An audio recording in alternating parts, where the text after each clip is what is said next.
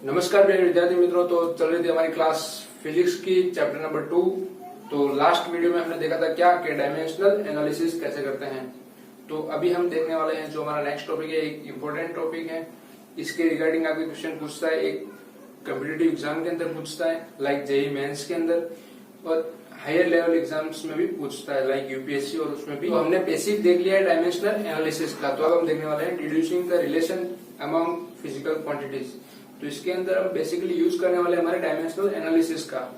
तो उसका यूज हम इसमें कैसे करने वाले हैं और इसका यूज करके हम कैसे कैसे बड़े बड़े क्वेश्चन सॉल्व करने वाले हैं, तो वो देखेंगे आज की इस वीडियो सेशन के अंदर। तो इसका एक सिंपल सा एग्जांपल दिया हुआ आपके एनसीईआरटी के बुक के अंदर ही। तो जो क्वेश्चन है वो आप देखना कि इस टाइप से पूछा हुआ है कि भाई एक पेंडुलम दिया हुआ है जो ग्रेविटी के कारण अपनी ऑसिलेशन कर रहा है, और उसका जो टाइम इंटरवल है वो डिपेंड कर रहा है उसकी लेंथ पे और ग्रेविटेशनल एक्सेलरेशन पे। यानी time is proportional to L to the power x और G to the power y। तो इसके अंदर मुझे क्या करना भी, L और G की फॉर्म में टाइम को रिप्रेजेंट करना है। ये कैसे करेंगे हम, डायमेंशनल एनालिसिस की सहायता से।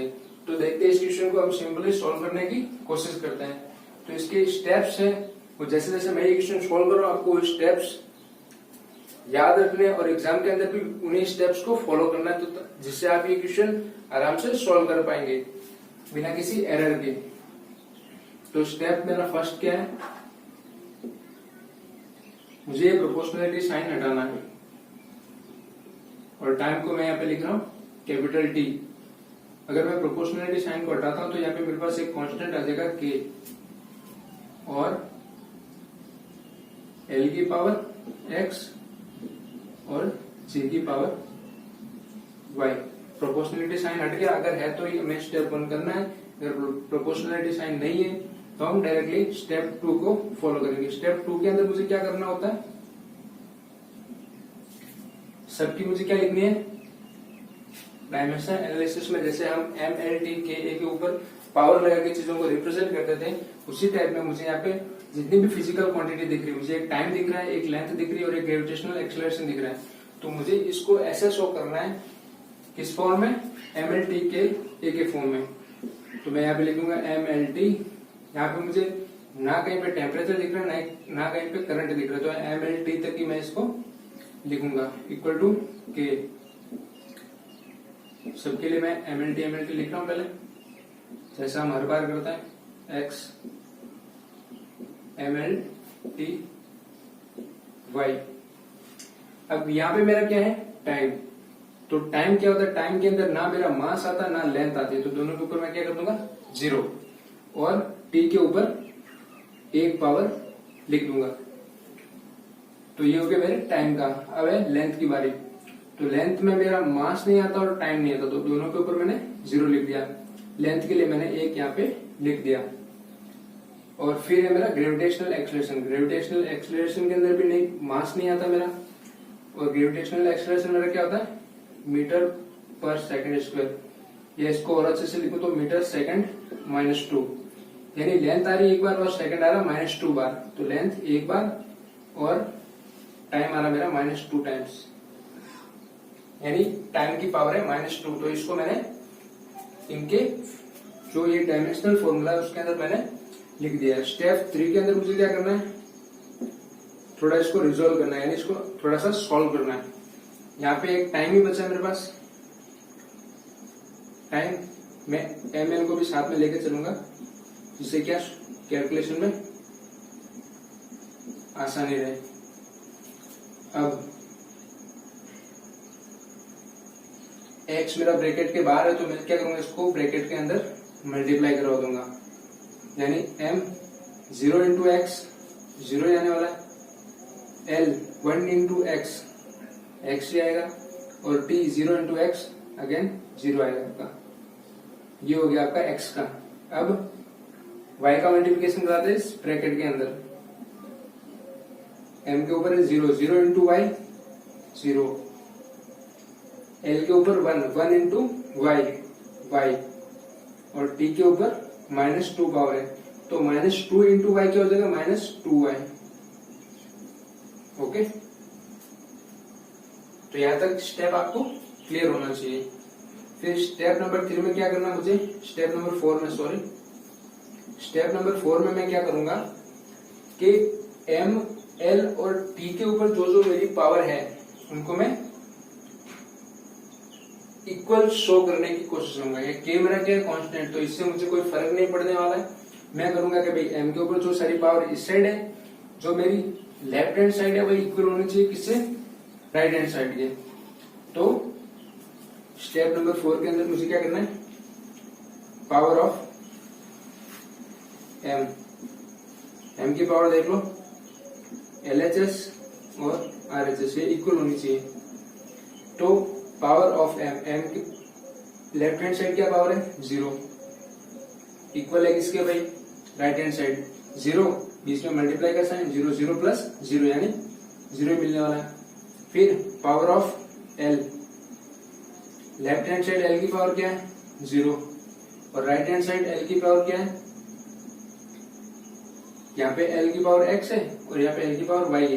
जब मल्टीप्लाई करूंगा तो क्या हो जाएगा, l to the power x plus y, यानी यहाँ l की टोटल पावर क्या है, x प्लस y। ये मुझे एक इक्वेशन मिल गई कि भाई x plus y equal to 0। फिर किसको इक्वेट करूंगा, power of t, power of t में मुझे क्या देखना है, left hand side, left hand side में मेरी t की पावर है 1 को लिख दिया यहाँ पे, और राइट हैंड साइड t की पावर क्या है, यहाँ पे है 0 और यहाँ पर है -2y, 0 प्लस -2y यानी कि -2y ही आएगा। ये मेरी सेकंड इक्वेशन।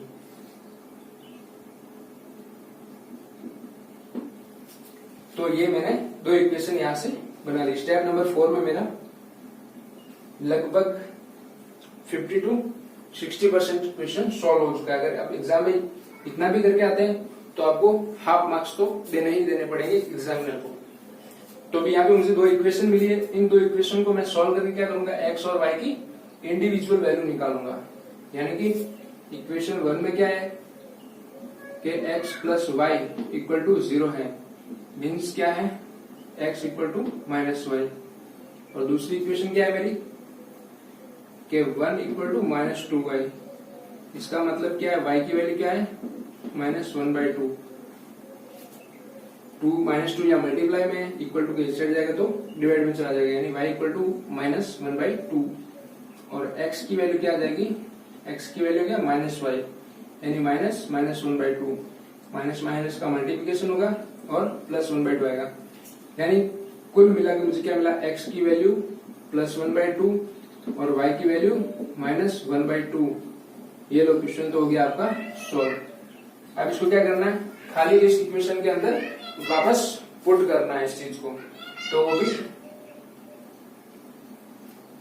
तो ये क्वेश्चन यहाँ पर सॉल्व हो चुका है। अब क्या करना है, x और y की वैल्यू मुझे मिल गई है, इन वैल्यू को सिर्फ जो अपनी मेन इक्वेशन है उसके अंदर पुट करना है और रिलेशन फाइंड कर लेना है, तो वो भी कर लेते थे। तो x की वैल्यू मुझे मिली थी क्या, +1/2, y की वैल्यू -1/2। मैंने वापस इक्वेशन के अंदर रखा कि d बराबर मेरा क्या था, k इंटू एल की पावर x यानी कि +1/2 और g की पावर y कितना है -1/2। तो इससे मुझे क्या मिल गया, एक अच्छा सा रिलेशन मिल गया। और ये है मेरा reducing relation among physical quantities. मैंने एक फिजिकल क्वांटिटी को दो या दो से अधिक फिजिकल क्वांटिटीज में रिप्रेजेंट करने की कोशिश की है। तो इस पे एक हायर लेवल के एडवांस क्वेश्चन भी बनते हैं, और जो आपके ऐसे क्वेश्चन होते हैं जिनको आप खाली ऑप्शन देख के सोल्व कर सकते हैं with the help of dimensional analysis. तो आप समझ सकते हैं कि डायमेंशनल एनालिसिस कितना इंपॉर्टेंट टॉपिक है। तो अब इसको और अच्छे से रिप्रेजेंट करने की कोशिश करते हैं क्या, कि भाई t बराबर k 1/2 मतलब स्क्वायर रूट l, l के ऊपर पॉजिटिव पावर है तो l ऊपर रहेगा। ये भाई यही तो है मेरा टाइम पीरियड इसका, एक ऑसिलेटर का। कैसे निकालते हैं, t बराबर 1/2 पाई रूट में L/G। अब ये वाली चीज निकालने के लिए मुझे फिजिक्स के कितने इक्वेशन सॉल्व करने पड़ते हैं, जबकि यही मैंने डायमेंशनल एनालिसिस की मदद से कितना इजीली निकाल लिया यहाँ पे। तो है ना काम आसान। तो इसीलिए डायमेंशनल एनालिसिस को अच्छे से समझिए। अगर ये वीडियो आप पहली बार देख रहे हो तो इससे पिछला वीडियो जाके देखिए, उसमें मैंने डायमेंशनल एनालिसिस को अच्छे से समझाया है, सारी चीज, सारी मेथोडोलॉजी, उसका एप्लीकेशन, सब कुछ उसके अंदर मैंने समझाया है। उसके बाद देखिए इस वीडियो को, ये क्वेश्चन सॉल्व कीजिए, एकदम बेसिक क्वेश्चन है ये वाला, और ऐसे ही सेम क्वेश्चन आपके दिए हुए हैं एक्सरसाइज के अंदर, तो वो सारे क्वेश्चन सॉल्व कीजिए। मैंने पूरे देखे हैं। अगर आपने ये वीडियो अच्छे से देखा है, समझा है, सीखा है, तो आप सारे क्वेश्चन बिना कोई कठिनाई के सॉल्व कर पाएंगे। फिर भी कोई क्वेरी आती है तो कमेंट सेक्शन में बताइए कि आपको कहाँ पे डाउट आ रहा है, कौन से स्टेप में प्रॉब्लम आ रही है, तो उसका सॉल्यूशन भी गोविंदम क्लासेस आपके लिए लेके आएगा। तो लाइक कीजिए इस वीडियो को अगर ये अच्छा लगा हो, तो कमेंट कीजिए अगर कोई स्टेप ना समझ में आया तो, और शेयर कीजिए अपने फ्रेंड्स और अपने स्टूडेंट्स के साथ। Thank you so much. जय हिंद।